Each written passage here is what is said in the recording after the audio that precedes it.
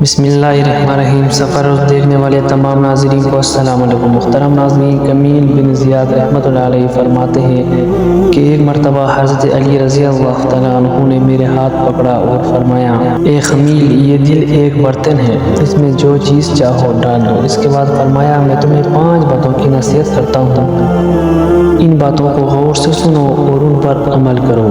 یاد رکھو، اللہ کے علاوہ کسی سے کوئی امید نہ رکھنا، کیونکہ انسان کی ساری امیدوں کو پورا کرنے والی ذات صرف اللہ ہی کی ہے۔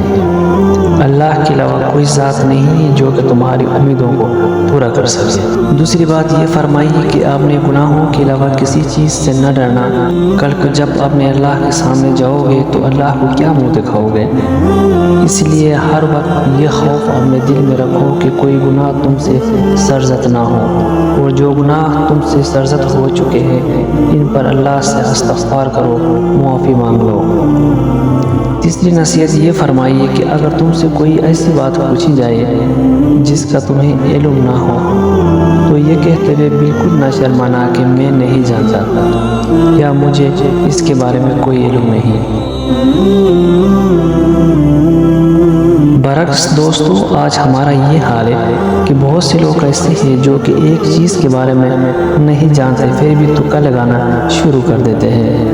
اسی طرح ایک دوسرے مقام پر امیر المومنین نے یہ بھی فرمایا، اس بات کا اقرار کر لینا کہ میں اس بارے میں نہیں جانتا، یہ بھی ایک آدھا علم ہے۔ چوتھی بات یہ فرمائی کہ جس بات کا تمہیں علم نہ ہو اس کے بارے میں علم حاصل کرنے کی کوشش کرو اور اس کے بارے میں علم حاصل کرو۔